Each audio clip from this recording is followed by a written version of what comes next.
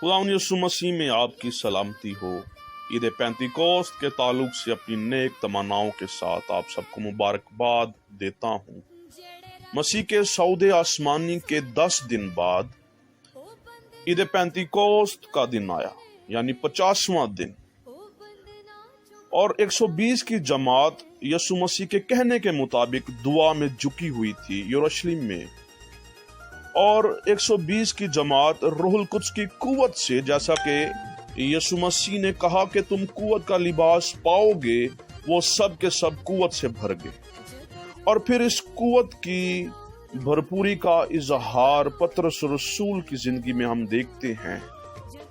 तकरीबन 3000 के करीब लोग उस फिरके में, जो नासरियों के नाम से जाना जाता था, शामिल हो गए। और ये डुनामिस यूनानी लफ्ज ऐसी कुव्वत जो पहाड़ों को चिकनाचूर करती है, और इसी डुनामिस से मुश्तहिक लफ्ज डायनामाइट, जो इंग्लिश में ऐसे बॉम्ब बारूद को पेश करता है जिससे पहाड़ों को चिकनाचूर कर दिया जाता है। ऐसी कुव्वत जो दलेरी से भर देती है, ऐसी कुव्वत जो आपको महरूमी और यतीमी के एहसास से छुटकारा दिलाती है।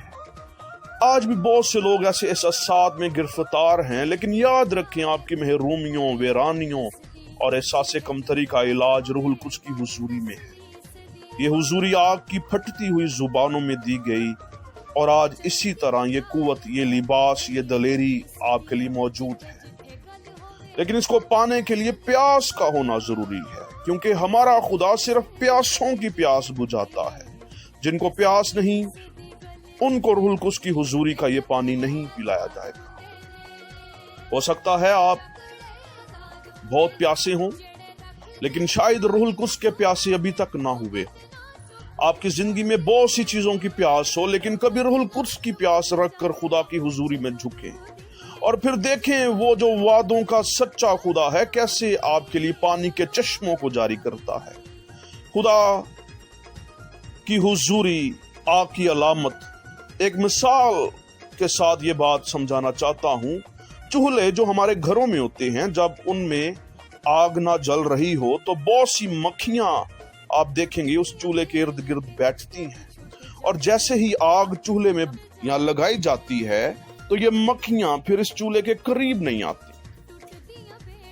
जी बिल्कुल, ये चूल्हा एक शख्स की जिंदगी को ऐसे बयान करता है कि जब इस शख्स में रूहुल कुद्स की आग नहीं जल रही होगी तो मक्खियां, जो कि बहुत सी तशबीहात में से एक तशबीह इब्लीस की बदरूहों के लिए है, इस शख्स की जिंदगी में गंदगी फैलाने के लिए जब मर्जी इन मक्खियों का दिल करेंगी, बदरूहें आ जाएंगी और अपना काम जो है वो इस शख्स की जिंदगी में फिर करती रहेंगी। लेकिन जब इस शख्स की जिंदगी रूहुल कुद्स की आग से रोशन हो जाएगी, ये मक्खियां फिर इस आग की बदौलत आपके करीब नहीं आ सकती। आग की हुजूरी हमें सरगर्मी के लिए दी गई है।